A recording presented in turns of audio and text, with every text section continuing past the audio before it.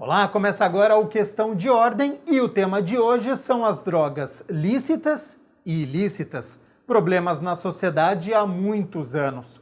Como então realizar o controle, reduzir o consumo?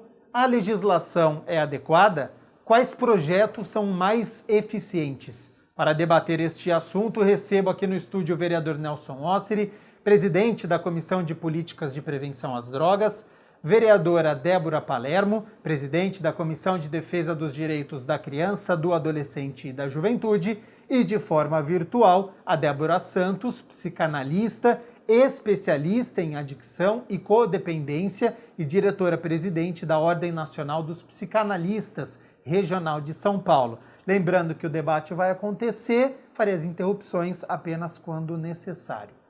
Vereador Nelson Osseri, mês de junho se intensificam os debates. Podemos dizer que nós temos muitas frentes de combate, então tem a prevenção, conscientização, tratamento ao usuário, reinserção na sociedade. Seja bem-vindo ao Questão de Ordem. Eu que agradeço, Gabriel. Obrigado também, Débora Palermo. Débora, psicanalista, uma grande amiga, uma excelente profissional. Por estarmos aqui compartilhando esse momento de um assunto tão relevante. A questão das drogas é muito importante ser debatida, né? Não só dentro das escolas, como dentro de casa também. E o Junho Branco, logo que assumi no primeiro mandato, foi o meu primeiro projeto de lei, meu segundo projeto de lei. O primeiro foi a Comissão de Políticas de Prevenção às Drogas, que essa casa não tinha, e foi aprovado.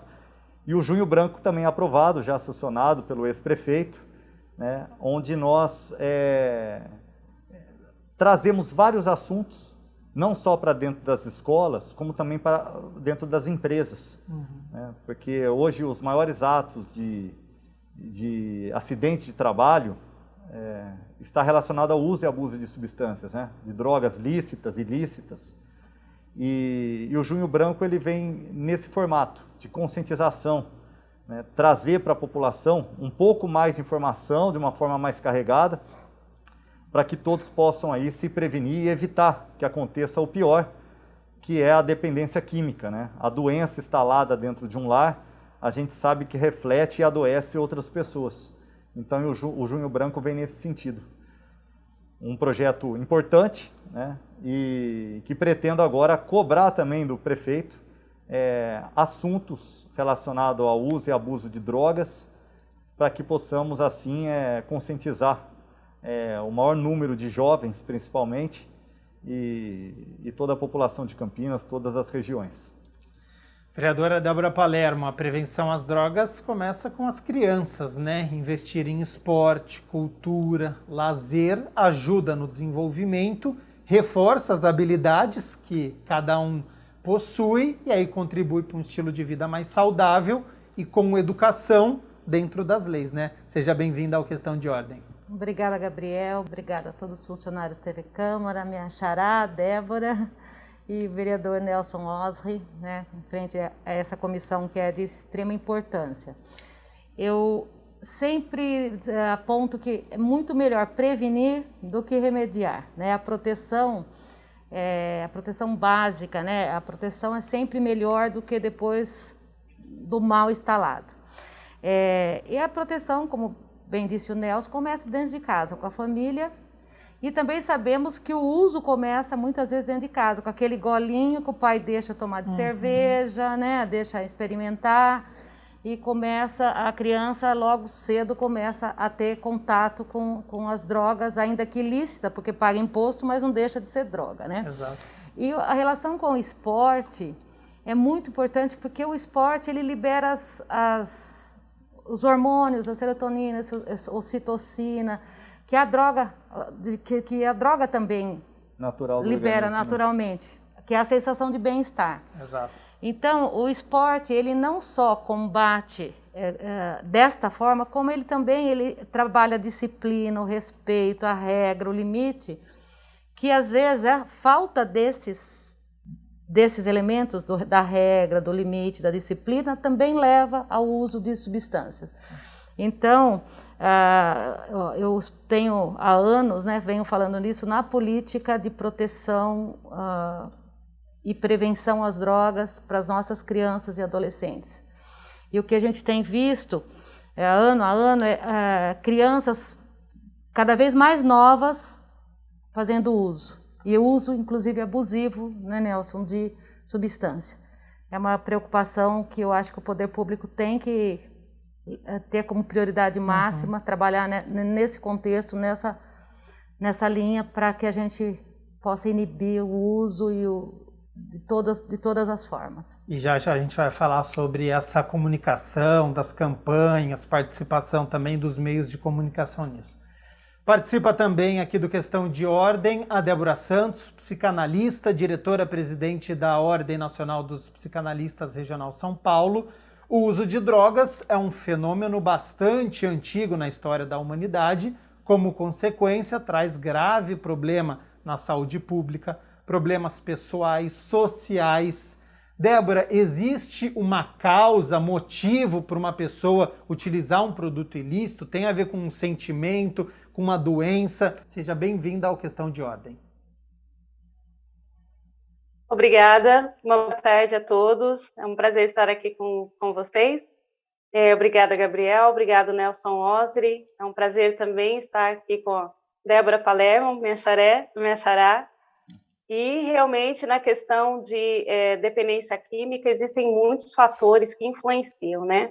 Mas a grande maioria, como a gente vê em consultório e até mesmo no padrão de comportamento familiar, existem muitas as disfunções em que trazem uma ausência do sujeito.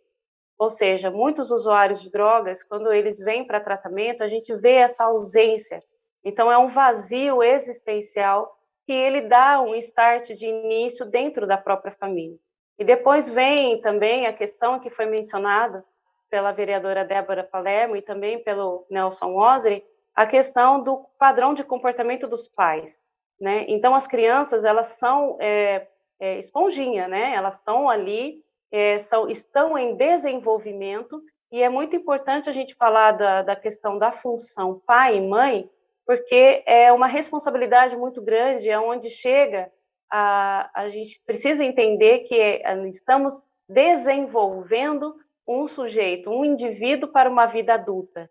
Então, a forma com que aplicamos ou não isso pode trazer consequências graves, como nós estamos vendo.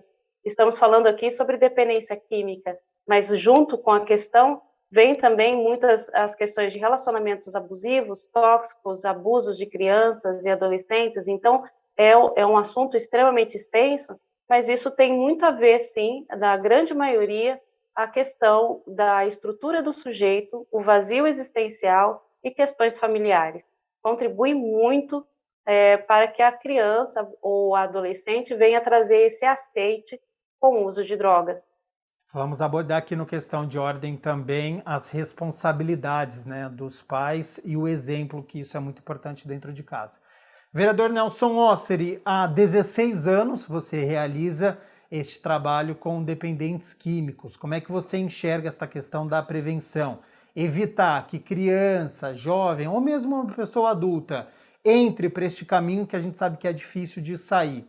A abordagem com as mais diferentes faixas etárias, elas acontecem de uma maneira diferente? A prevenção para uma criança de 15 anos e a prevenção para um adulto de 25, que está começando a ter um comportamento diferente. Essa abordagem é diferente ou é um caminho só? Eu, na verdade, tento utilizar de uma linguagem universal, né, que sirva para todos. Eu normalmente não uso nenhum linguajar jurídico, linguajar clínico que venha acabar deixando o preparo, né, desses jovens, o trabalho de prevenção, no caso, é um pouco mais difícil e chato, porque falar de droga é muito complicado e ouvir também é muito difícil. E muitas pessoas acabam se identificando, e a palestra nunca foi nesse sentido, sempre foi de uma maneira universal, onde todos possam compreender que existe um problema chamado droga, é o pior mal do século e que mata. A dependência química é uma doença, explicar que o usuário de droga na verdade, na minha opinião, continua sendo o grande financiador do crime organizado, aquele que tem discernimento, é aquela pessoa que sabe que é errado consumir, que sabe que é errado usar da droga, comprar da droga ilícita e mesmo assim, né, desafia, acreditando que a dosagem que ele utiliza não vai gerar dependência, não vai gerar problema nenhum. Mas aí quando a dependência se instala, a gente sabe que o nome é muito claro, dependência, você se torna um escravo da droga, né, e aí é uma doença muito grave, muito séria, uma doença espiritual, mental, progressiva, incurável, né, e leva muitos a óbito. A vereadora Débora Palermo, talvez ela nem saiba disso, mas antes da política, né, eu já realizava esse trabalho na área de prevenção de drogas. E a Débora, na época, era conselheira tutelar, né? Sim. E eu tinha 2 pessoas no conselho tutelar que sempre foram um braço, sempre me ajudaram, sempre me apoiaram, que é a Débora Palermo e a Margarete. Eram 2 pessoas que a gente tinha contato direto. Logo assumi a coordenadoria de prevenção às drogas, que foi a 2ª no Brasil, aqui em Campinas, e a 1ª no Rio de Janeiro. Coordenei um programa do governo do estado, que foi o programa Recomeço, né, aqui em Campinas, que foi a primeira cidade a receber, que era aquele convênio com o Padre Haroldo, com o Instituto do Padre Haroldo. E essas 2 pessoas sempre me apoiaram, me ajudaram, e nós conseguimos salvar muitas vidas aí, envolvendo crianças. E o linguajar que eu utilizo dentro das escolas, das universidades, das empresas, né, dos canteiros de obra, é um linguajar que eu mostro a questão das consequências do uso e abuso de drogas, eu falo desse prazer que toda droga proporciona, mas eu deixo muito claro, ao final das palestras, um contato de ajuda. Uhum. O mais importante de uma palestra de drogas não é só você falar que droga é uma droga, que droga mata, jogar todo aquele terrorismo para a sociedade, para os jovens. É saber que a pessoa não está sozinha. E nem despertar a curiosidade deles utilizarem. É você mostrar que se você não tem o problema dentro da sua casa, você conhece alguém que tenha problema, muito próximo. Isso é muito fácil de identificar. Uhum. Então, é importante que essas pessoas saibam, além de todas as consequências do uso e abuso de drogas, que existe uma mão, que existe um contato, que existem pessoas especializadas e que podem ajudar. Dá para ajudar? Dá. Vai resolver? Aí eu já não sei.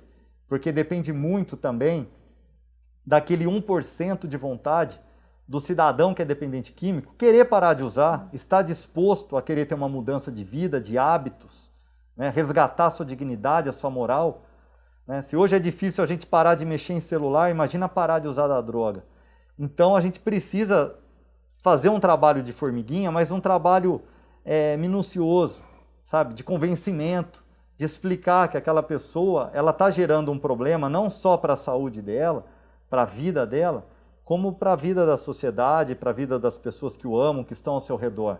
Quando a Débora, psicanalista, disse que pais e filhos, né, a gente tem que monitorar, temos que tentar identificar e ter um linguajar diferente com eles, eu concordo plenamente. Existe um princípio que eu utilizo muito, que é pais e filhos não são iguais. Hoje tem muitos pais que têm uma relação com o filho de amigo. E não adianta você só ser amigo. Você precisa ter os pais como legisladores, colocar regra dentro de casa e fazer valer. E já os jovens, as crianças, obedecerem. O que está acontecendo hoje, e casos que eu já relatei, que já chegaram à minha pessoa e continuam chegando. Vou dar um exemplo aqui. Uma mãe brigando com a filha por conta de roupa para ir para a balada. Isso não é relacionamento de mãe e filha. Estavam brigando por conta de roupa para ir na balada, como eu já vi mãe e filha brigando por conta de namorado.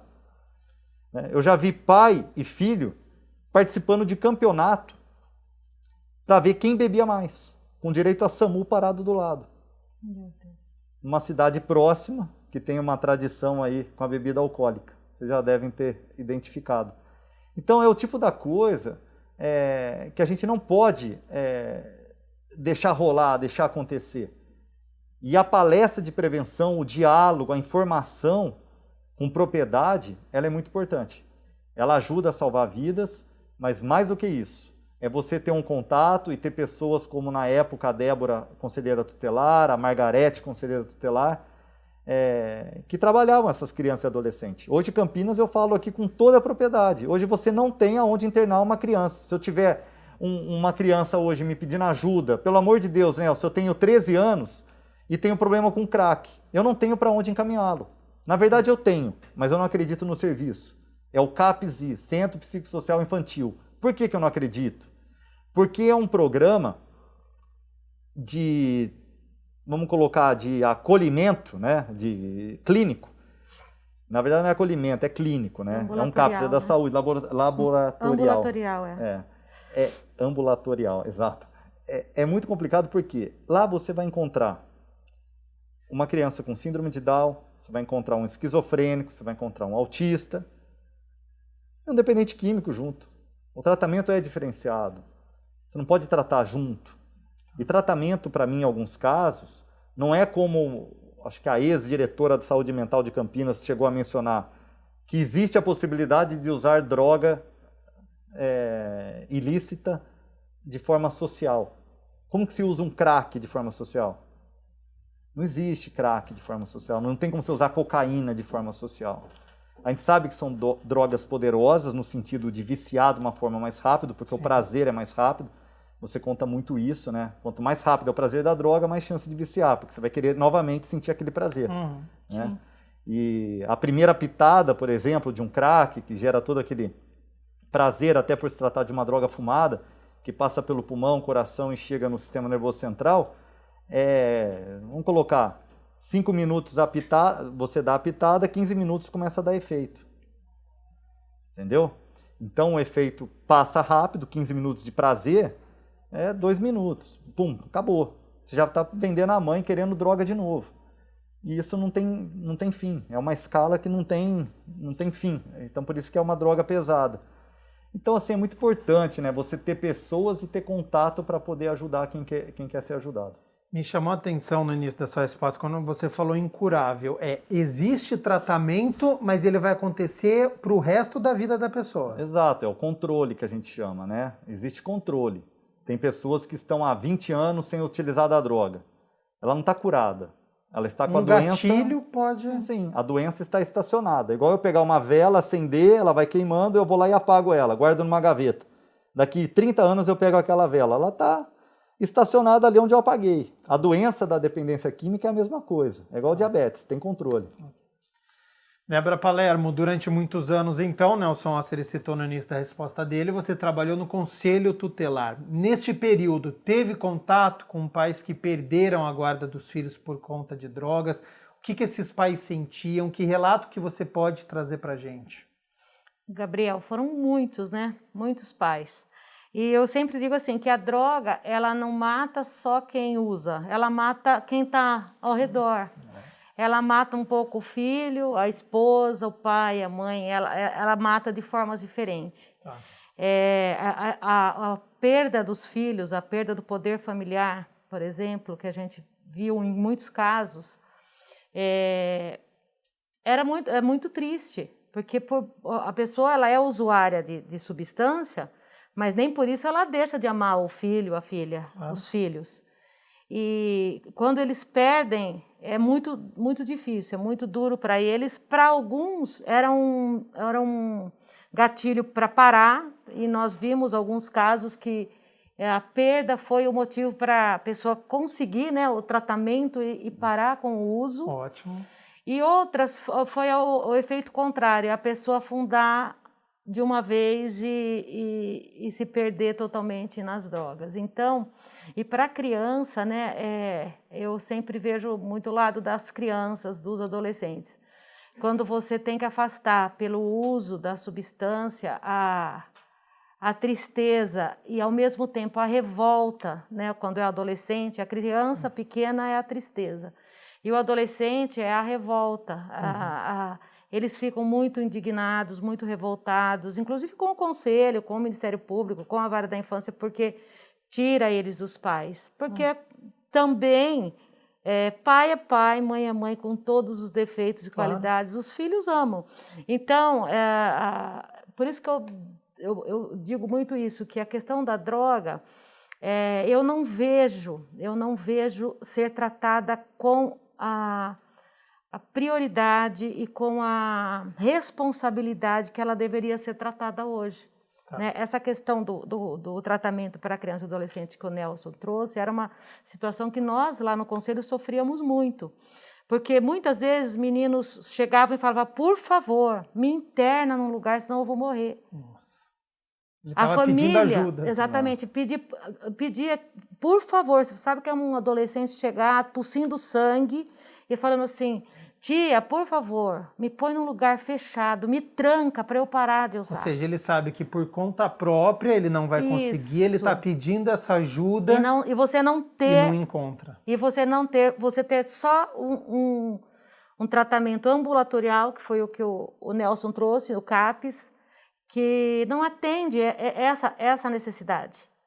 E aí tive muitas brigas, Nelson sabe, com a saúde, porque eles falavam que a gente queria era que voltasse a questão do manicômio, que a gente era contra a luta antimanicomial, e não é nada disso, uma coisa, outra coisa totalmente diferente.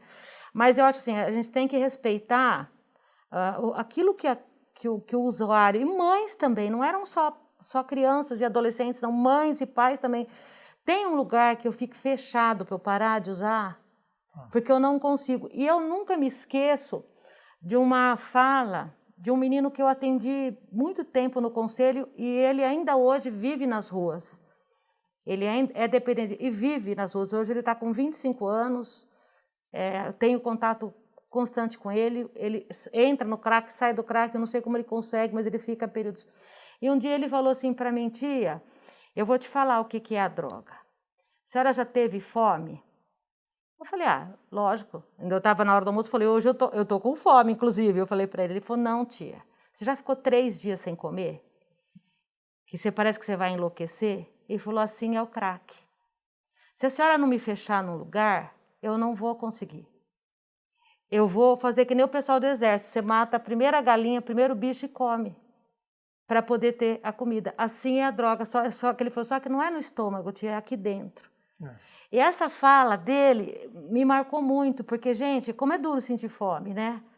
Como é duro você ter vontade de comer e, por exemplo, não ter um prato de comida, você não vê a hora. Então, a gente vê a necessidade de um tratamento, de um olhar mais sensível para essas pessoas, né? Não, a gente não está falando de um uso de brincadeira, um uso social, que eu acho que é inadmissível você falar em uso social, né? Mas a gente está falando de pessoas dependentes químicas em uso abusivo e que o tratamento oferecido hoje, ele não atende aquilo que essas pessoas necessitam para conseguir, pelo menos, se levantar e começar a tentar conviver dia a dia, né? Que é como eles dizem, né? Só por hoje. Só por hoje. Só por hoje. Ontem já foi, amanhã vai ser, né? Viver um dia de cada vez. É um dia de cada vez, exatamente. Débora Santos, de que maneira este assunto tem que ser abordado nas escolas e a partir de que idade que é recomendado? E você entende que ainda é um tabu falar sobre drogas? Os pais responsáveis, eles têm dificuldades de abordar esse tema com os filhos? Assim, né? Essa é uma dos grandes problemas sobre a questão da realidade do uso das drogas e suas consequências, né? Existe ainda muito mito, né? Muita ilusão, inclusive, sobre as questões de uso de drogas. Simplesmente a questão de deixar o uso da substância já seria um tratamento, né? Isso, na verdade, é um dos passos, o início de um processo, de todo um processo. Porque a questão não é só o uso da substância, é a consequência do que ela deixou, é também as questões do histórico de vida dessa pessoa associado ao uso de drogas, o padrão de comportamento, são diversos fatores a serem tratados. Por isso que uma criança que vai ao CAPS e ser tratado, como o Nelson mencionou agora há pouco, realmente é insuficiente, porque ainda é uma criança em desenvolvimento. As funções cerebrais não tem nem condições de maturação neurofisiológicas ainda, para dar conta de toda essa demanda de frustrações e situações complexas. Então, precisava de um amparo muito maior. Então, os pais têm, sim, dificuldades, inclusive o Brasil tem uma cultura de ver as drogas de forma que não trazem problemas, e isso aumenta a problemática no tratamento, porque várias pessoas entram para o uso de drogas já aprendendo com o padrão, como falamos agora há pouco, né? Bebem em festas de aniversário, em chás de bebês, em casamento, é algo comum. Então, na cabeça de uma criança, por exemplo, é algo que é para se divertir, né? Então, é um alívio fácil, e é assim que o cérebro vai entender, a partir do momento que começa a esses happy hours, a algo que, enfim, mas aí pode existir várias questões, a pessoa pode ter uma predisposição, um dos fatores que podem também contribuir, as pessoas podem ter de ordem genética, né? Às vezes pode ser hereditário, com parentes que já foram dependentes químicos, podem ter sido um bebê gerado com dependência química, depressão, ansiedade, entre tantos fatores podem serem associados ao uso de drogas. Então, realmente o que o vereador Nelson Osri estava comentando e a vereadora Débora Palermo está falando são questões associadas. É muito importante realmente ter medidas preventivas e começando na base, né? Justamente nas escolas, sim, falar sobre isso, mas eu acredito também que não só a questão das drogas, porque muitos adolescentes e jovens, eles já sabem muitas coisas sobre as drogas. O que eles não sabem é sobre a questão deles mesmos.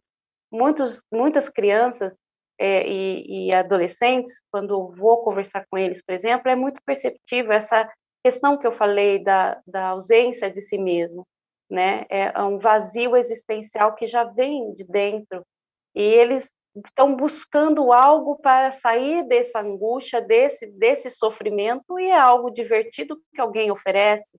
De início é divertido, né? E aí eles acabam saindo prejudicados por situações que poderiam ser evitadas. Então, eu acredito muito no trabalho nas escolas, no trabalho com as famílias, nessa questão do ajuste da família, no ajuste de uma família funcional. Agora, na pandemia, nós temos 18% de aumento de uso de drogas, que é uma estatística que foi feita agora recente.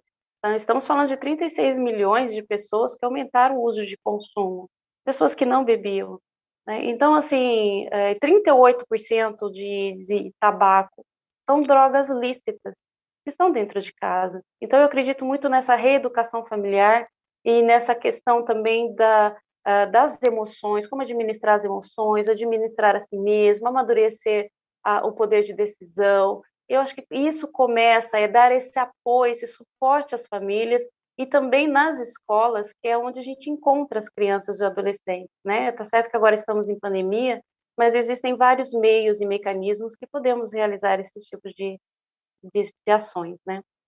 Nelson, entende que existe esta falha de comunicação entre pais e filhos? Às vezes a criança, a adolescente vai numa festa, o pai fica meio sem jeito de falar, não vai beber, ele tem medo de incentivar. E a importância também das campanhas publicitárias, TV, rádio, jornal impresso, nas ruas.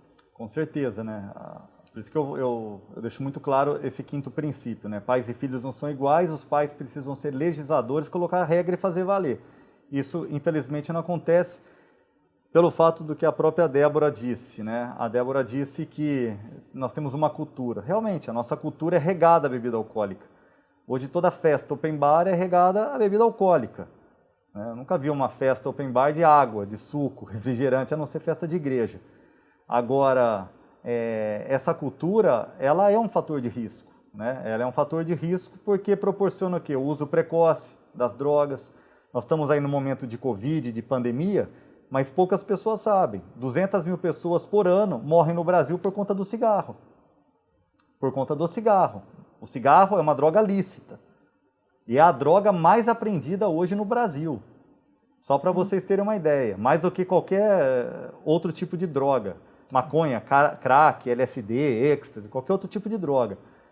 Tem até traficante que está deixando de ser traficante e partindo para o contrabando, porque a pena é menor. Só para vocês terem uma ideia, né? Como a situação ela é cultural, né?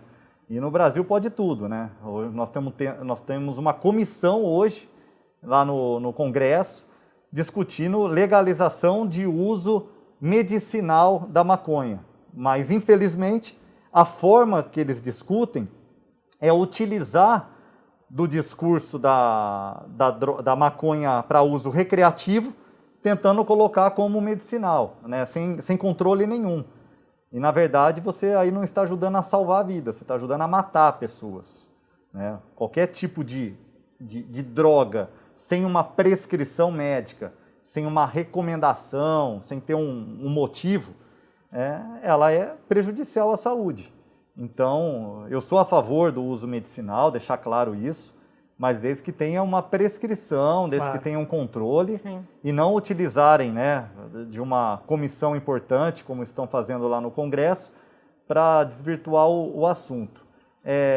Essa cultura, como eu disse, é um fator de risco, por isso que eu fiz essa explanação toda, e falei que vários pontos acabam interferindo, e um deles é o próprio ambiente político, né? Comparando aí essa comissão, mais a educação dos pais. Quantos pais, em palestras que eu realizei, que levantaram a mão para falar que não sabia que álcool era droga? Álcool é uma droga lícita. Não é porque você está tomando uma cerveja, uma caipirinha, um gin, que você vai desenvolver a doença.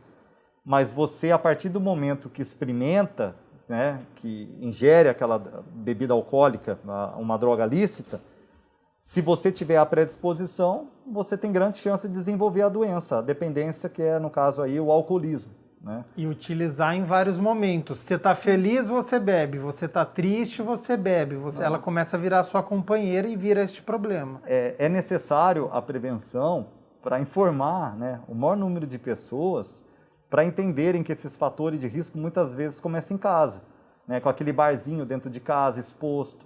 É uma droga. Então, ela tem que ficar num lugar não tão acessível, né? Numa prateleira, num lugar mais escondido. Tem uma pesquisa que mostra, se não me engano, é de uma universidade japonesa. Ela mostra que o barulho da latinha, aquele tch de abrir, chama mais atenção do que qualquer brinquedo. Nossa. Então, por isso que as latinhas não mudam, né? Você pode perceber que eles mudam o alumínio, fica mais leve. Mas a forma de abrir... A forma de abrir não muda. Teve uma cerveja que chegou a mudar, quando você puxava a alavanca, saía tudo, né? Virava um copo a lata.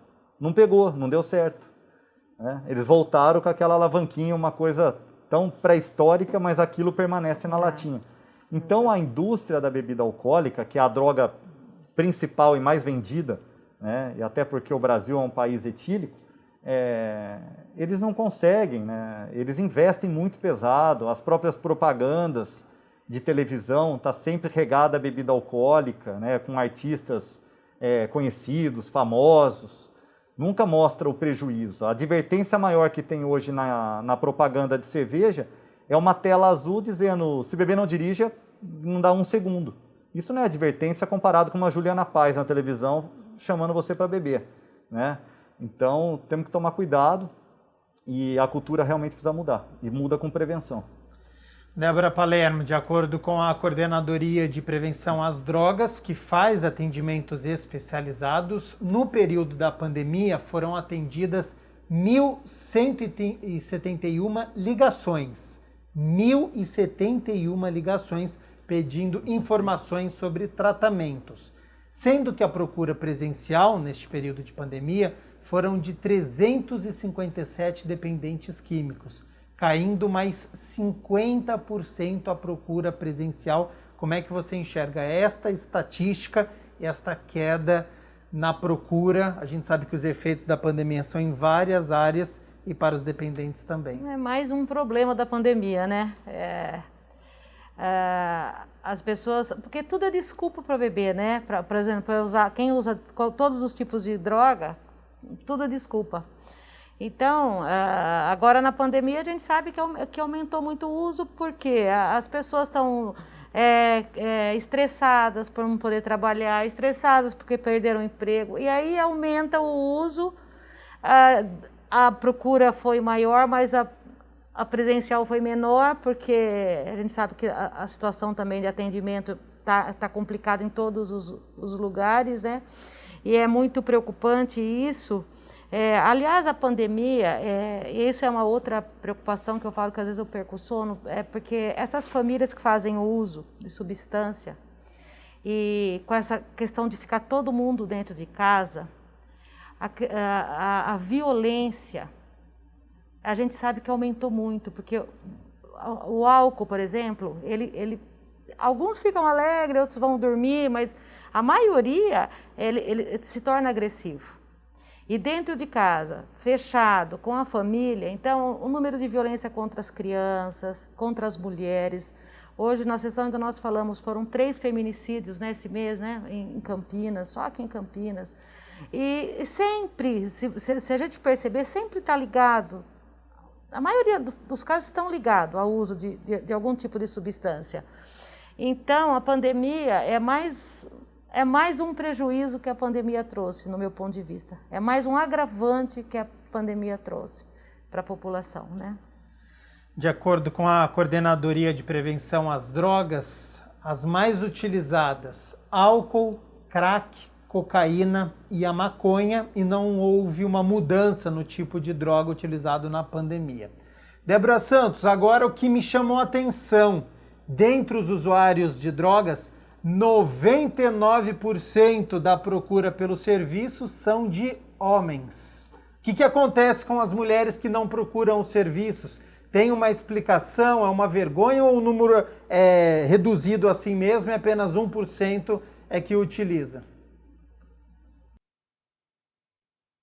Normalmente, na questão de procura, né, de recuperação, é mais padronizado para os homens mesmo. Eu acredito que isso também já é uma cultura, né? Então, os homens, eles têm mais essa questão. Eu tô precisando de ajuda, então o meu caminho é procurar ajuda para internação ou algo nesse tipo, né? As mulheres, elas têm também muito uma questão de tentar resoluções, né? Então, às vezes, demora um pouco mais para buscar essa ajuda, né? Essas resoluções vêm também do feminismo, né? Então, assim, a mulher tem essa questão. Então, às vezes, está lá com problema com drogas e ela não consegue, muitas vezes, pedir ajuda porque ela vai tentar outros meios de parar, ela vai tentar parar sozinha, ela vai enfrentar várias outras questões. Às vezes, ela pode estar subjugada por um relacionamento abusivo, onde ela é submetida se vai ou não buscar um tratamento, né? Então, existem várias questões que podem estar envolvidas aí na dificuldade um pouco inicial dessa mulher e buscar essa ajuda, né?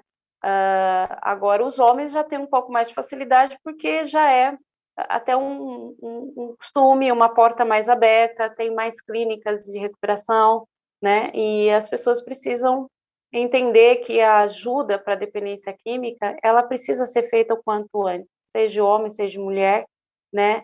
Existem mecanismos, caminhos que podem ajudar a assessorar essa pessoa a ficar dentro do controle dessa doença, né? Porque a questão não é somente a dependência química, ela pode estar associada a tantos outros transtornos, inclusive, essa é uma das coisas que também a mulher pode ter um pouco mais de dificuldade para buscar ajuda.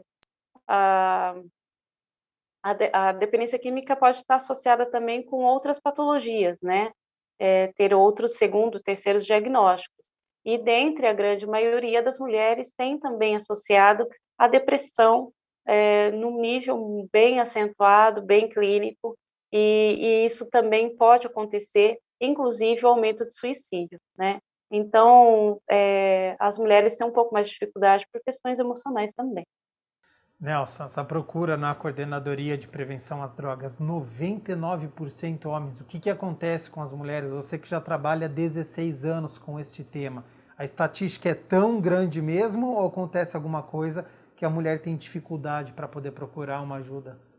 Eu acredito que essa estatística seja única e exclusiva da Coordenadoria de Prevenção às Drogas de pessoas que passaram por lá, né? Tá. E não em todos os serviços na área de prevenção. Eu tenho aqui, por exemplo, Alcoólicos Anônimos. O número está quase empatado. Né? Tá. De cada 10 que procuram, né, 4 são mulheres. É um número que cresceu bastante também. Eu entendo que as mulheres têm um pouco mais de dificuldade de pedir ajuda e até demora um pouco para identificar a dependência química por conta de ser uma dependência mais caseira, né? A mulher ela não tem essa exposição como o homem tem, até por conta da imagem, né? Uma mulher usando droga é muito mais degradante a imagem, a situação toda, né? Infelizmente existe todo esse preconceito, né? O Brasil ele é recheado de preconceito, e na área de dependência química também não é diferente, né? Então tem aquele costume do homem que vai para um happy hour, né? A imagem do homem associada a bar, né? Uma mulher antigamente frequentando um bar num happy hour era uma imagem totalmente inadequada, né? O que é isso? Uma mulher dentro de um bar bebendo, uma mulher alcoolizada, né? Tinha muito disso.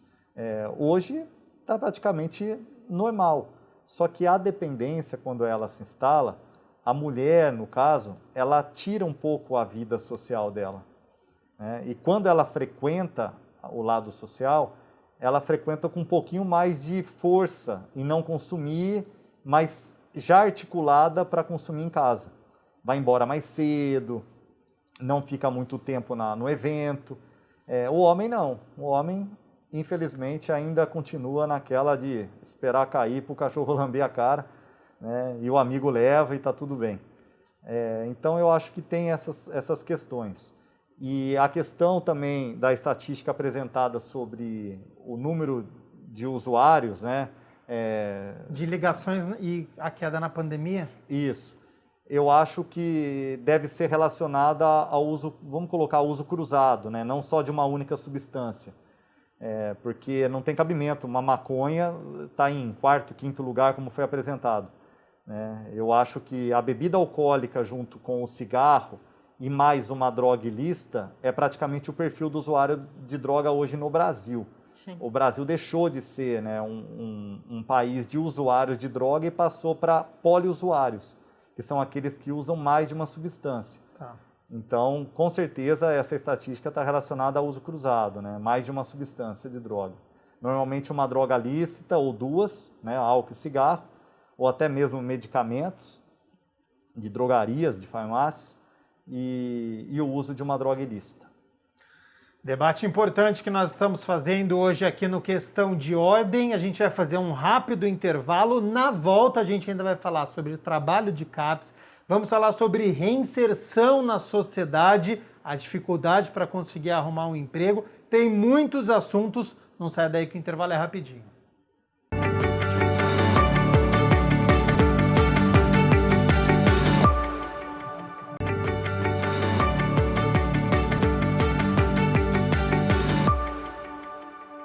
Questão de Ordem de volta. Hoje nós estamos falando sobre o trabalho que é realizado na cidade de Campinas, sobre o tratamento com os dependentes químicos, os projetos que existem na cidade, questão de prevenção. Débora Santos, geralmente o uso de álcool tem início em casa, no consumo familiar, em uma festa, em churrasco, confraternização. Que cuidados nós temos que ter? Quem tem histórico na família precisa ter um cuidado redobrado? Quem perceber que em uma notícia ruim, uma notícia boa, é sempre com a bebida que ela está conectada. Que sinais que nós temos que a situação ela está saindo do controle?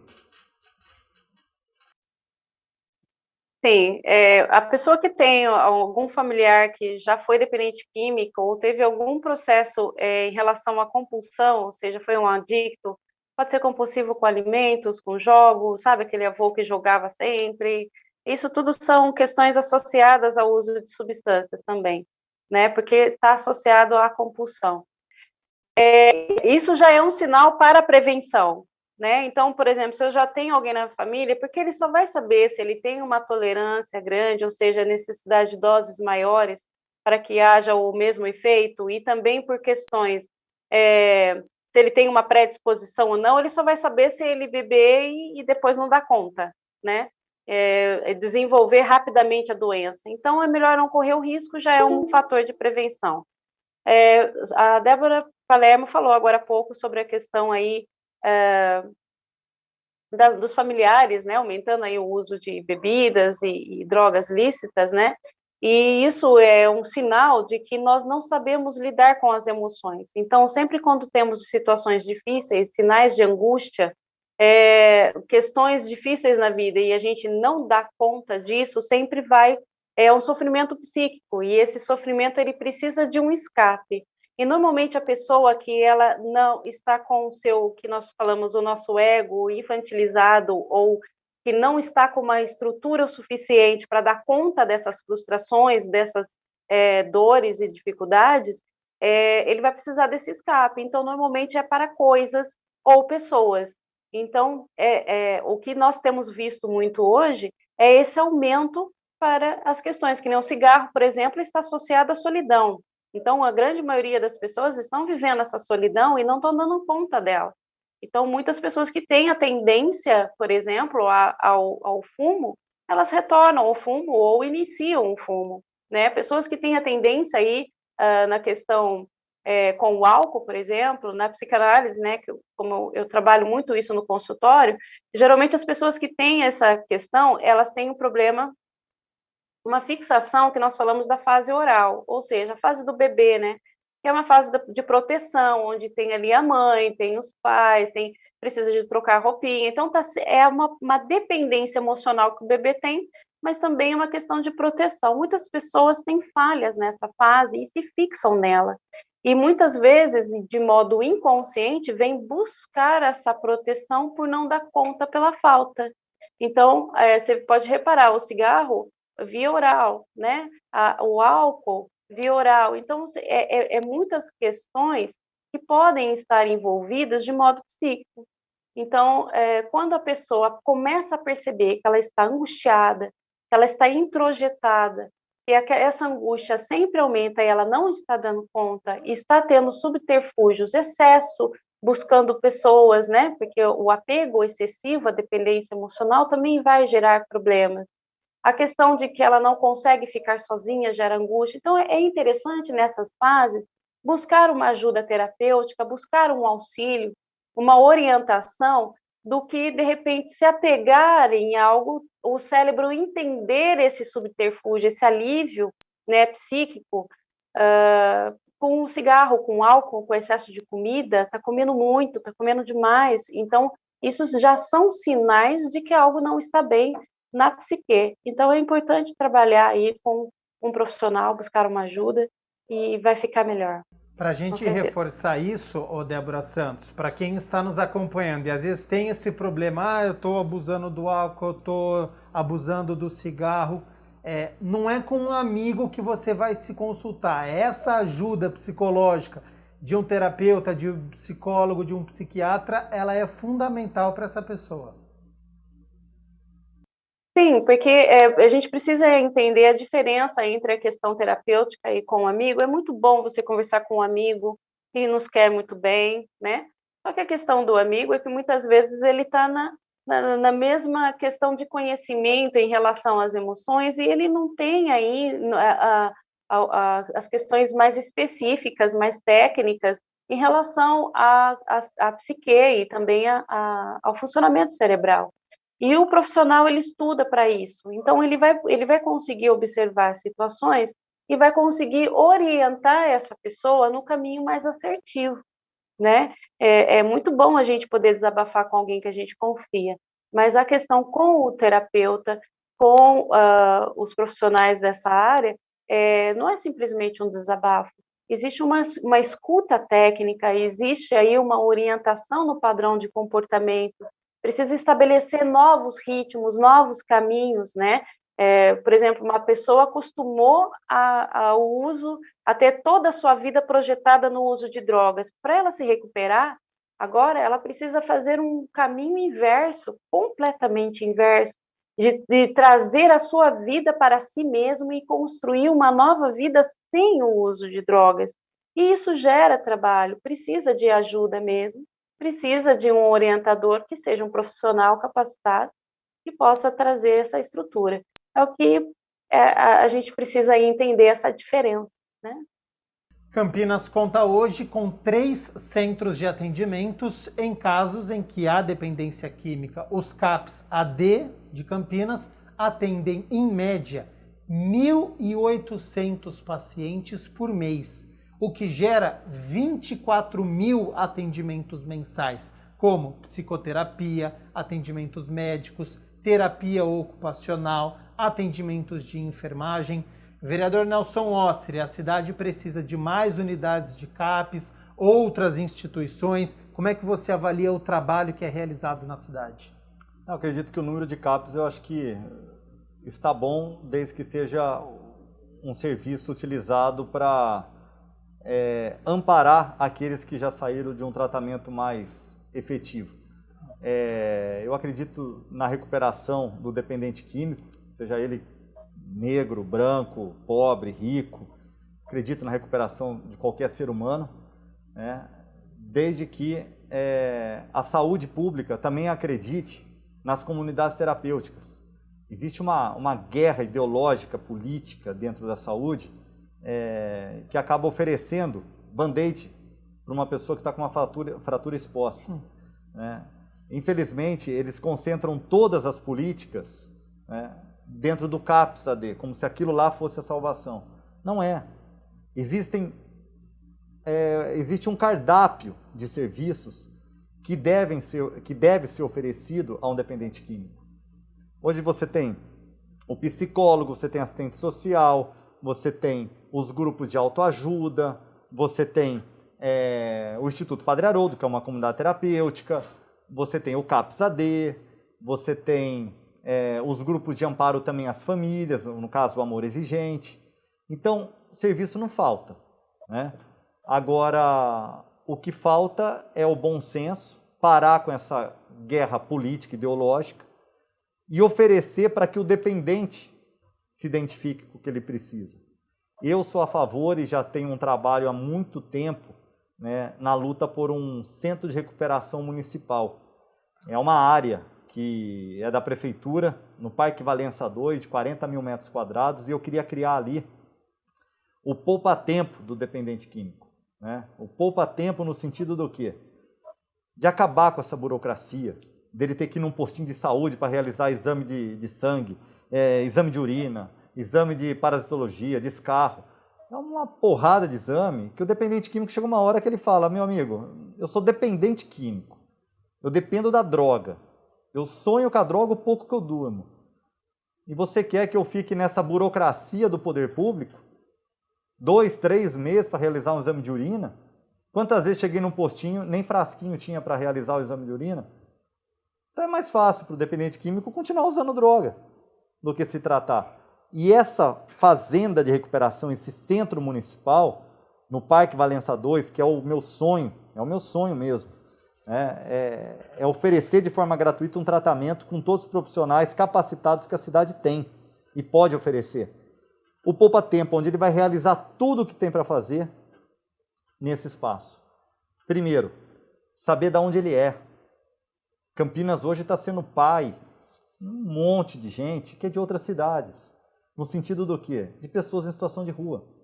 E cada prefeito, ou seja, cada pai, tem que tomar conta do seu munícipe. Né? O Dário Saad, por exemplo, está tomando conta de filhos de Americana, de Louveira, de São Paulo, capital, Cracolândia, de Santos, de Jundiaí. Né? Então, isso precisa existir uma triagem. Começando pela rodoviária, obviamente, que chegam pessoas que vêm em busca de emprego em Campinas e acabam ficando nas ruas, nos abrigos. E a questão do dependente químico é a mesma coisa. A porta de entrada, primeiro você tem que saber de onde ele é. Se ele está disposto a voltar para a cidade de origem. Por que ele entrou nas drogas. Ali mesmo ele vai passar por um psicólogo, ele vai passar por um CAPS. Ele vai passar por uma estrutura também de higiene pessoal. E ali vão determinar se ele vai para o tratamento da dependência química, se ele vai ser atendido 1 vez, 2 vezes por semana por um CAPS-AD. Seria um profissional da prefeitura nesse seu projeto para fazer essa triagem? Sim, os próprios profissionais. A prefeitura ela tem profissionais excelentes na área de dependência química. Ela tem enfermeiros bons, ela tem psicólogos excelentes. Né? Você só precisa direcionar eles, cada um, para o seu mote, para a sua missão. Hoje você encontra, por exemplo, pessoas trabalhando na rede de saúde que não entendem de dependência química, que tratam um dependente do álcool como um cachaceiro vagabundo sem vergonha que não vale para nada. É uma doença, é um portador de uma doença. Ele tem que ser tratado com respeito, você tem que tentar ajudar, você tem que tentar orientá-lo. É a mesma coisa uma pessoa que é detectada com câncer, né? O que o médico faz? Ele determina um tratamento. Você vai começar a quimioterapia, você vai começar isso, vai começar aquilo. O dependente químico, quando é detectado como dependente químico, você tem que direcionar ele para um tratamento. E não é isso que acontece. Você entrega ele de volta para as ruas. Eu estou falando das pessoas vulneráveis, né, que é a população de rua. 80% é dependente químico. Na rua você sabe que existem ali variados perfis. Tem o dependente químico, tem o romântico, aquele que não usa droga, é contra o sistema, não quer pagar a luz, não quer pagar imposto, só quer morar na rua. Esse é o romântico. Tem aquele lá que teve uma frustração amorosa e falou, quer saber? Meu relacionamento acabou e eu resolvi sair e morar na rua. Eu já encontrei profissional da saúde morando em situação de rua numa operação que eu ajudei a realizar, que era o Bom Dia Morador de Rua. Ele falou, estou morando na rua, Nelson, por conta das drogas. Me arrumo, tomo um banho e vou para o Mário Gatti. Um profissional de saúde. Difícil. Entendeu? Então, assim, o centro de recuperação, esse poupa-tempo do dependente químico, ele praticamente resolveria o problema o principal, né, das pessoas em situação de rua. 80% dos moradores de rua hoje estariam em tratamento. É uma área de 42 mil metros quadrados. Ali falta vontade política. Faz uma contrapartida com o setor privado ou com qualquer construtora que está ali construindo Minha Casa Minha Vida, Coab, própria Sanasa. Faz um acordão aí e cria esse centro de recuperação municipal. Campinas é uma cidade de 1.200.000 habitantes, tem um aeroporto internacional, tem uma rodoviária que parece um aeroporto. A rodoviária de Campinas é maravilhosa, né? A gente sabe o número de pessoas que chegam lá todo dia, toda hora. Tem que ter uma triagem, tem uma assistente social lá dentro da rodoviária. Nelson, eu lembro de acompanhar uma reunião da Comissão de Prevenção às Drogas aqui da Câmara, mais ou menos há uns 3 anos. E o assunto foi sobre reinserção no mercado de trabalho para este dependente químico. E eu lembro de depoimentos fortíssimos deles falando sobre a dificuldade que é, após fazer o tratamento, de conseguir um emprego. Ele tem as qualificações, tem todas as exigências, ele cumpre, mas ele não consegue. Esse é um problema que você enxerga da reinserção? Enxergo, é o principal problema. Hoje as pessoas, quando terminam um tratamento, estão naquela fase final, prestes a completar 6 meses, porque são 3 meses de desintoxicação, né? E depois mais 3 meses de ressocialização, voltar a viver em sociedade. Os profissionais vão ensinando o dependente químico. E quando ele está prestes a completar, o que o dependente químico faz diante das dificuldades de voltar ao mercado de trabalho, voltar ao vínculo com a família? Ele pede para prorrogar o tempo dele para continuar na clínica de recuperação, porque lá ele dorme, ele come, né? Ele tem uma cama, ele tem um amparo, tem psicólogo, tem tudo lá. Uma equipe multidisciplinar. Então é uma dificuldade sim, né? Eu tenho aqui praticamente, acho que 90% dos meus projetos de leis voltado para a dependência química, para o trabalho de prevenção de drogas, é sempre focado nisso, né? E essa questão da ressocialização, a gente encontra uma grande dificuldade. Eu tenho agora uma conversa já em andamento com a Secretaria de Trabalho e Renda, nesse sentido, né? De dar uma atenção para esses dependentes que estão saindo. Existem também as repúblicas, né? Onde os dependentes acabam ficando depois do tratamento na comunidade terapêutica. Então, algumas pessoas, né, alguns dependentes recuperados, limpos, né, que já completaram o tratamento, eles podem morar nessa república. Tá. Então, eles que coordenam, eles que pagam as contas, eles saem para trabalhar, saem para estudar, voltam.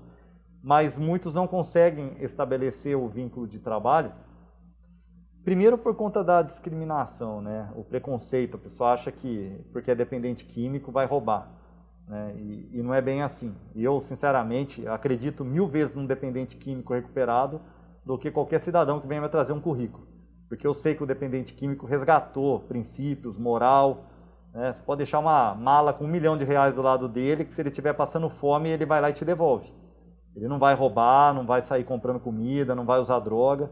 Lógico que a recaída faz parte, muitos acabam recaindo, porém, o dependente químico ele é uma pessoa muito mais segura e confiável. Aquele dependente químico recuperado, né? Eu acredito muito nesse cidadão. Essa reinserção ainda é falha, Débora Palermo? Existe preconceito, medo desta recaída que o Nelson Osseri citou? A sociedade ela ainda precisa retomar este assunto, pensar mais sobre isso? Sim, com certeza. É como quem cumpriu pena, né? Os presidiários.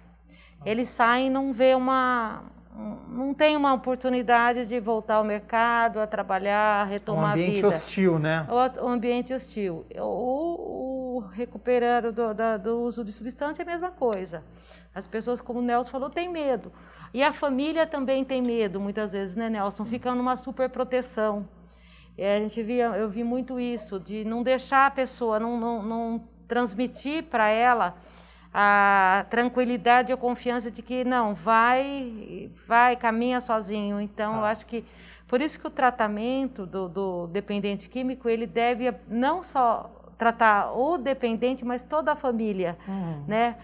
Enquanto ele está ali nesse tratamento, a família deve ser tratada também para como vai recebê-lo de volta. Exato. E como que vai se comportar com ele curado, né? Vamos dizer, curado. E a questão da comunidade terapêutica que o Nelson falou eu compartilho com ele desse mesmo sonho, porque a gente sabe,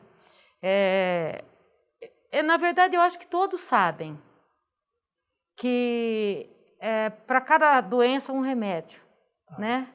Eu acho assim, a gente tem que deixar o dependente escolher aquilo que ele vê como necessidade dele, né? E não você ditar para ele o que funciona ou não. Não é tão simples como um médico que receita um antibiótico. Dependência química é uma coisa muito mais forte. Então, é importante a gente ouvi-los, né? E dar chances, né? De Sem volta, dúvida. confiar para que ele possa também continuar a vida, né? Se reinserir na sociedade e viver tranquilamente como cidadão. É um julgamento cruel e injusto. Exatamente. Né? Débora Santos, que importância tem para a pessoa, após o tratamento, conseguir um emprego, se sustentar, criar essa responsabilidade de ter dinheiro e responsabilidade para gastar, esse suporte emocional, esse recomeço? É muito importante essa discussão, né? Porque existe algo que as pessoas não prestam muita atenção no detalhe, justamente por causa da discriminação. Mas muitos dependentes químicos, eles, quando entram no seu real processo de recuperação, ele começa a sonhar novamente, ele começa a ter o desejo de projetar a sua vida, de se organizar. Mas ele também sente muita vergonha de tudo que aconteceu com ele, né? E então aí entra essa questão do desejo de se organizar, mas também entra o conflito desse processo aí de discriminação, né? Eu vejo isso porque eu já acompanho aí no consultório, eu trato vários pacientes que são dependentes químicos e também seus familiares, e muitos assim têm assim esse período de se organizar emocionalmente para enfrentar essa situação, né? Graças a Deus já tem alguns aí que conseguiram emprego, mas tem outros que não conseguem justamente por causa disso, né? Então, é claro que o emprego está escasso para várias questões, mas é muito importante para um adicto ele recuperar a sua autoestima, ele recuperar aquilo que há de melhor nele, porque embora muitos acreditam que todos são mau caráter, não são.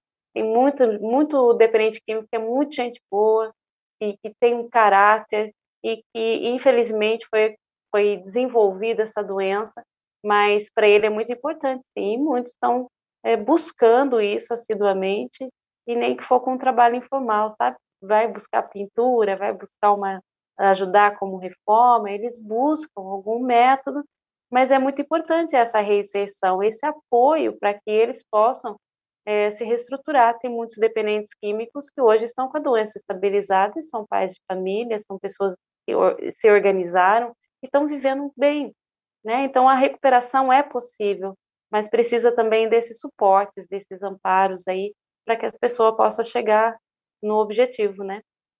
Sem dúvida. É suficiente os projetos que tem na cidade de Campinas para essa reinserção, Nelson?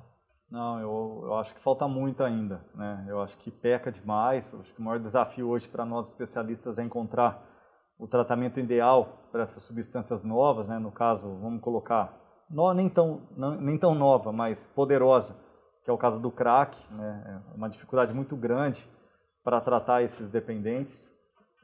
Porém, eu acho que faltam muitas políticas públicas, não só na área de prevenção, tratamento, como também na repressão ao tráfico de drogas, né? Porque o Brasil tem fronteiras absurdas, tanto terrestre quanto marítima, que é por onde entram as drogas. E para nossa infelicidade, praticamente os nossos países vizinhos são os maiores produtores de droga, né, do mercado mundial. Então precisaria ter uma repressão muito forte, Polícia Federal, fechar mesmo as fronteiras. Praticamente uma guerra com o tráfico, né? E eu acho que essa guerra nós iríamos vencer, porque pouca droga entrando, menos pessoas consumindo. Um exemplo muito claro, né, e até uma analogia aqui, não estou discriminando nada. A casa de bingos, né, quando os bingos eram legalizados e funcionavam aqui na cidade de Campinas. Eu recebi um número absurdo de senhores e senhoras pedindo ajuda pela compulsão do jogo. Né, que estavam perdendo tudo, os filhos ligando, pedindo ajuda, até que um grupo de alcoólicos anônimos montou dentro do grupo de alcoólicos anônimos jogadores anônimos, que era para essas pessoas compulsivas em bingo. E quando fecharam os bingos e acabou tudo, né,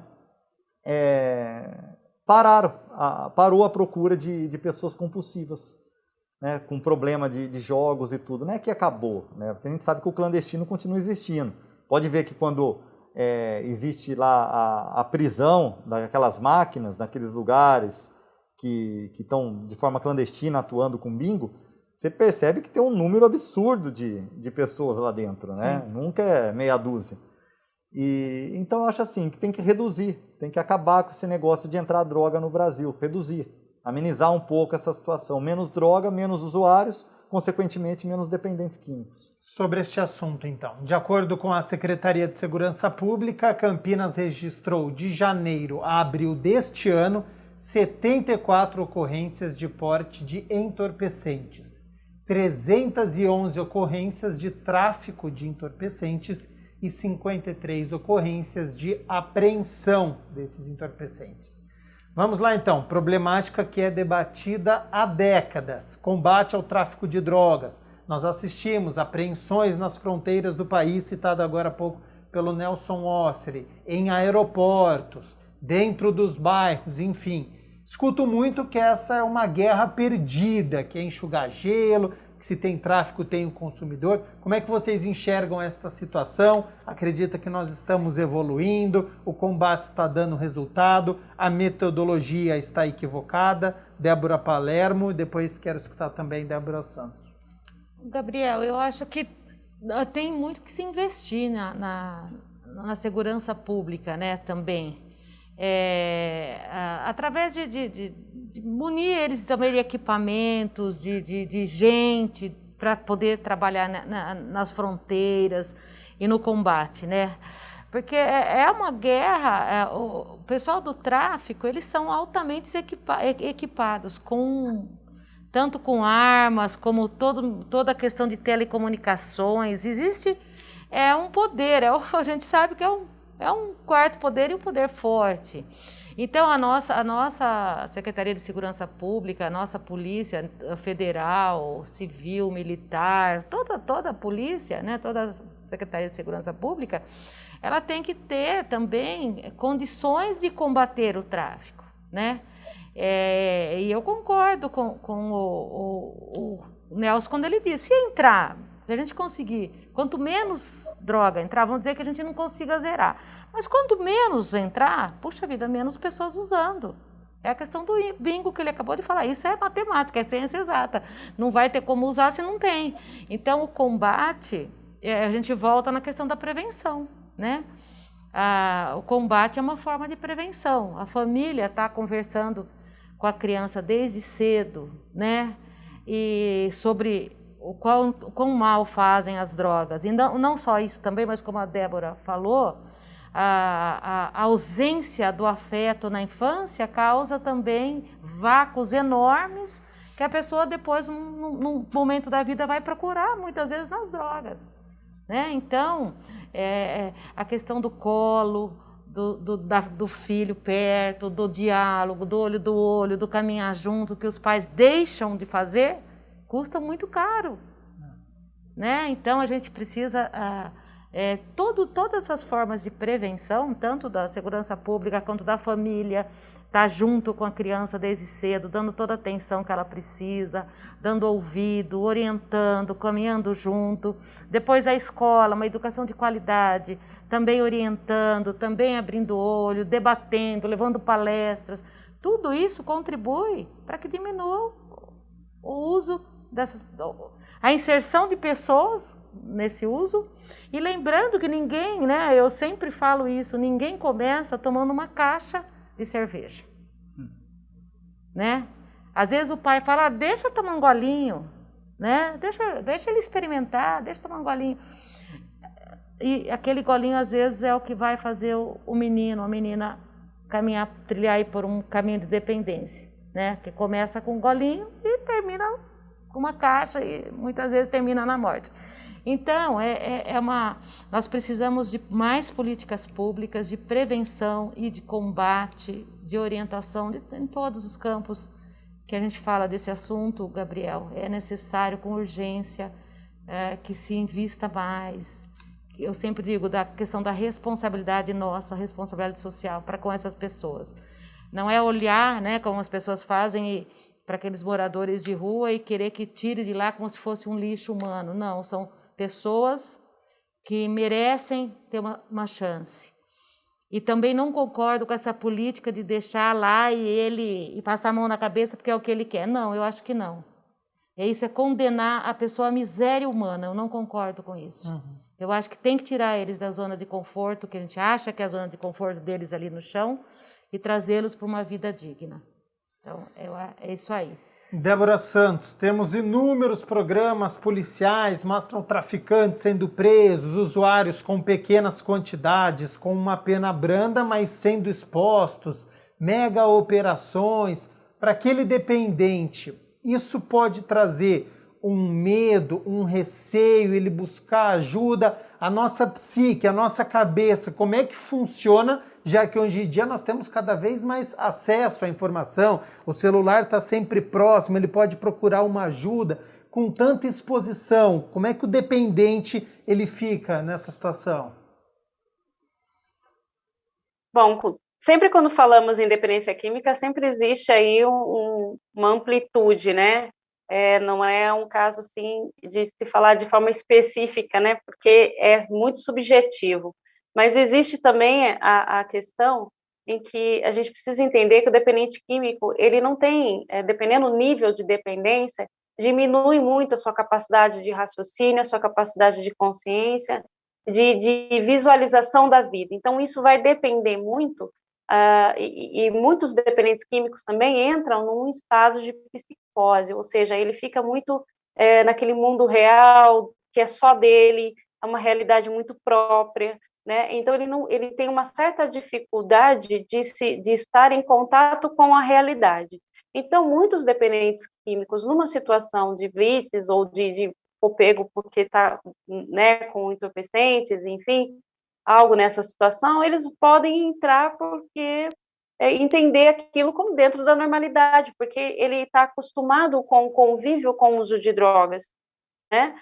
Pode ter outros ali que podem estar numa situação como essa, mas ele foi meio que ele não queria estar ali, mas estava ali sem ter o controle da situação, não tem muito esse hábito, esse comportamento de estar junto com os traficantes, mas ele estava ali, mas não era aquilo que ele queria. Vamos fazer uma suposição, e de repente ele é pego, aquilo pode ser traumático para ele, coisa que para o outro pode não ser traumático. Então é uma questão muito subjetiva dentro dessa questão do histórico de vida. Por isso que eu falo também que a questão que estamos mencionando aqui sobre políticas públicas, a questão da prevenção, ela tem que começar também com a nossa estrutura psíquica, com a nossa gestão emocional, com o nosso entendimento de nós mesmos, porque isso vai ajudar com que aquela criança que ela vive de forma preventiva, de forma protetiva, dentro dos limites adequados, ela pratica esporte, ela tem um ambiente mais adequado para estudo, ela tem um direcionamento em várias questões da área da vida, atividades criativas, é um adolescente que ele vai se tornar um adolescente mais com uma autoestima melhor, né? Então ele vai ter uma capacidade melhor, porque nem todos os adolescentes e crianças entram para o mundo das drogas. Mas qual que é a diferença entre um e outros, né? É essa questão da estrutura do eu, né? Quando a pessoa tem uma condição de administração melhor de suas emoções e da sua função pensar, né?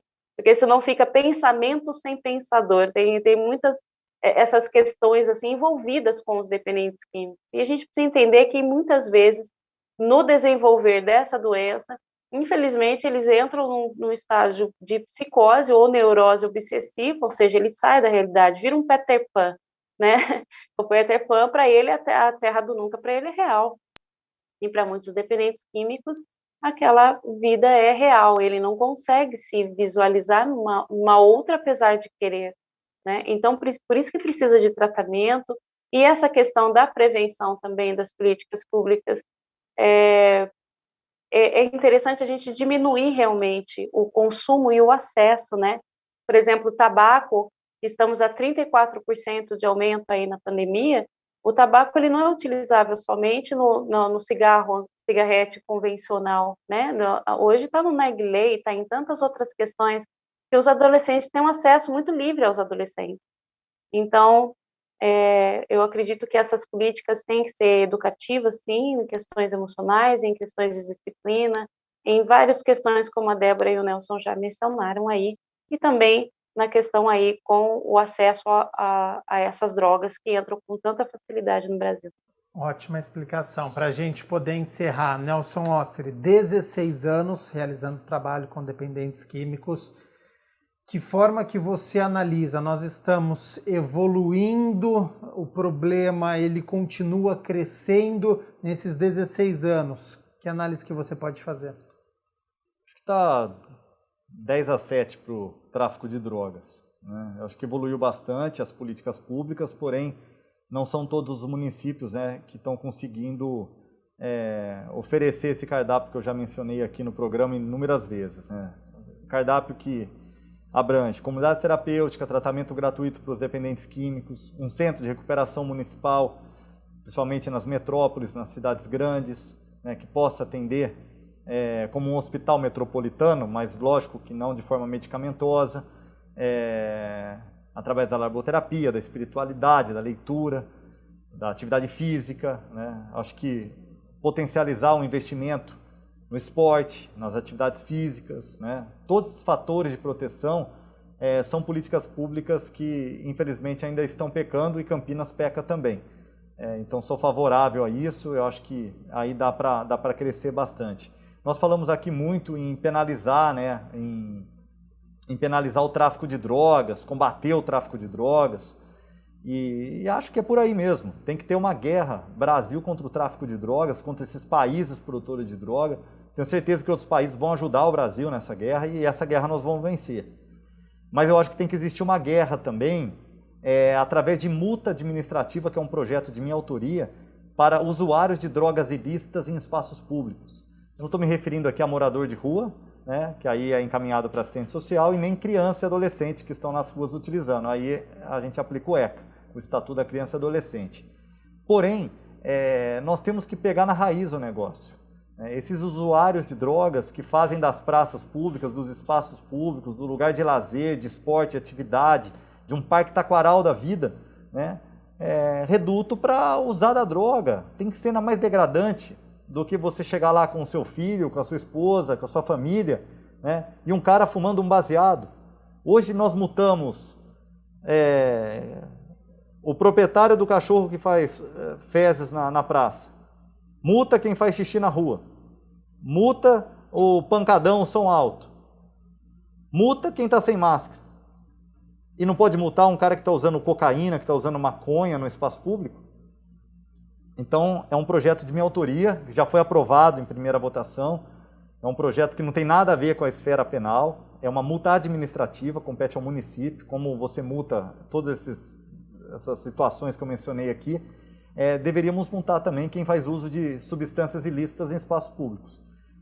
Pretendo colocar esse projeto para votação agora, seria a segunda votação dele, fazer um pedido aí de urgência.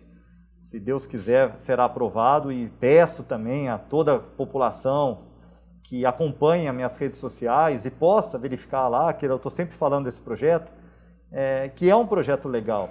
Ele já foi aprovado na sua legalidade com unanimidade, né? E olha que eu, até então, era um vereador oposição, né?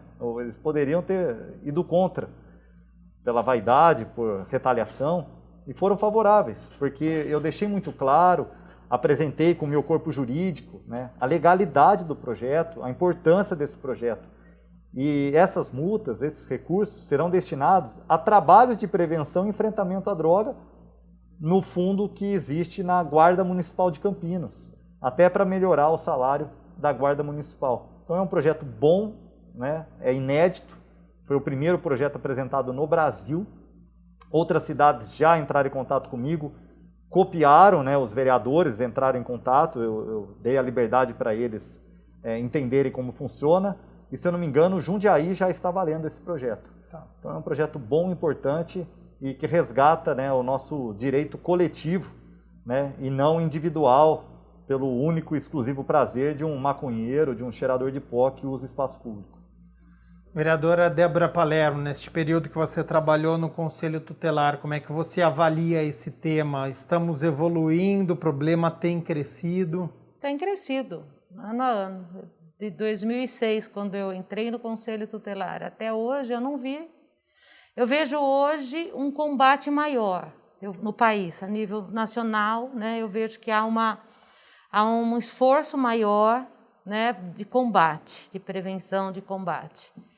Mas, ao mesmo tempo, o que se inculcou na cabeça do jovem, eu vejo, isso é um problema que nós vamos ter que trabalhar. Por exemplo, a gente ouve, e eu já ouvi muitos, e com certeza o Nelson também, a Débora, todos nós já ouvimos, dizer, por exemplo, o jovem dizer que maconha não faz mal nenhum, que maconha é de boa, faz nada. É de uma irresponsabilidade uma fala dessa, sabe? Outro dia eu estava na internet vendo 2 advogados jovens debatendo a maconha, o uso medicinal, mas você via que naquele escopo todo daquele debate, tinha aquilo que o Nelson falou. Eles querem passar o uso, provar o uso medicinal para poder fazer o uso social da maconha, porque a maconha não faz nada, a maconha é uma coisa... Não é assim. A gente precisa parar de reproduzir, permitir que os jovens reproduzam esse discurso. A gente sabe que maconha faz muito mal, né? O uso medicinal como medicamento tem que ser através de um médico, com dosagem certa, com orientação. E eu sou totalmente a favor. Meu pai foi paciente de Parkinson e chegou a usar para tentar melhorar. Que não é a maconha, né? Não é a maconha, é importado. É uma coisa toda, né? Então, não é isso que os jovens falam. Outra coisa que me incomoda muito é assim, todos os jovens, se você for no Facebook, no Instagram, para a foto ficar bonita, tem que estar com um copo de cerveja na mão, de uísque, de bebida. Puxa vida! Nossos jovens são tão lindos, não precisa do copo para enfeitar. Será que a gente tem que falar? Eu acho que a gente tem que falar isso para eles toda hora. Vocês são lindos. Você vê que são com um corpo bonito, de fazer academia, de fazer esporte, mas com o copão lá, porque tem que tirar a foto com a lata de cerveja ou com o copo. O que é isso? Para ostentar isso. Então, o bonito hoje para a menina, ela namorar o chefe do tráfico. Tudo isso eu vi no conselho, a gente trabalhava contra isso o tempo todo. Ao invés da menina valorizar o menino que estuda, que é o CDF, que tem futuro, o que elas queriam namorar o cara que é o chefe do tráfico, usa o correntão, a bermudona. Por quê? A gente vive uma sociedade que eu chamo de capitalista, porque isso é coisa do capeta, não pode ser outra coisa. As pessoas não valorizam mais o que elas são, o que é o nome dela, quem ela é como ser humano, é o que ela tem, é o poder, é achar que isso é poder, é achar que isso é... Sabe, andar na moto com o cara no bairro, arrebentando, e achar que está Então, eu acho que a gente precisa, né? E o Nelson faz isso com excelência nas escolas. Chegar para essa moçada, Nelson, e falar exatamente isso que nós estamos falando aqui.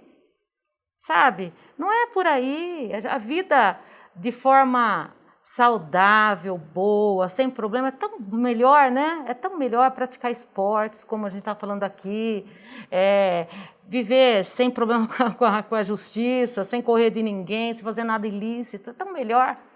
Eu acho que a gente tem que investir muito nisso, só assim para de aumentar essa loucura toda que a gente tem discutido aqui hoje, né? Mas é o que eu falo, né? Eu não conheço um traficante que chegou aos 70 anos de idade.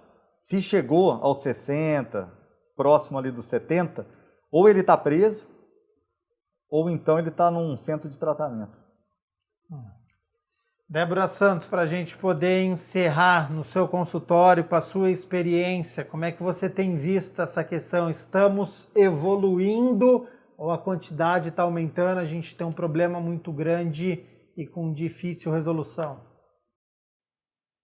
Eu acredito que estamos evoluindo justamente porque está havendo uma conscientização maior do problema, né? Que é isso que a gente precisa.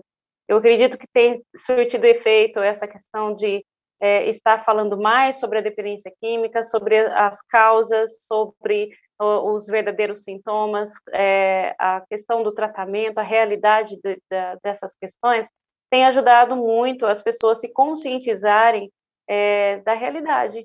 Então, eu acredito que muitos estão buscando um tratamento de forma mais efetiva, muitos profissionais estão buscando se aperfeiçoarem, então eu acredito que está progredindo. Então, eu acredito que a gente tem muita coisa, muita chance de poder mudar essa história dramática do Brasil. Débora Santos, psicanalista, especialista em adicção e codependência, diretora-presidente da Ordem Nacional dos Psicanalistas Regional de São Paulo, muito obrigado pela disponibilidade do seu tempo, pela participação aqui no Questão de Ordem, e já fica o convite aqui para uma próxima oportunidade. Foi uma honra estar aqui com todos. Obrigada, viu? Nós aqui agradecemos, vereadora Débora Palermo, presidente da Comissão de Defesa dos Direitos da Criança, Adolescente e da Juventude. Agradeço a disponibilidade do seu tempo e até uma próxima oportunidade. Eu que agradeço, estou sempre à disposição, Gabriel. Vereador Nelson Ostri, também agradeço a disponibilidade do seu tempo, todas as informações que foram passadas aqui. Presidente da Comissão de Prevenção às Drogas, obrigado e até uma próxima. Eu que agradeço a todos, a Débora, minha amiga psicanalista, minha colega, minha amiga também, Débora Palermo, né, pelo excelente trabalho que todas vêm desenvolvendo. Todas que eu falo é a Débora Palermo e a Débora, não são as demais vereadoras não, é a Débora e a Débora ali. E agradeço também, Gabriel, pela oportunidade de lembrar que a cidade não fecha e esse vereador não dorme. E eu agradeço você que nos acompanhou pela companhia, pela audiência. Espero que a gente tenha contribuído para este debate, que é muito importante, sobre a conscientização dos problemas das drogas ilícitas e lícitas também. Até a próxima, o Questão de Ordem fica por aqui. Tchau, tchau.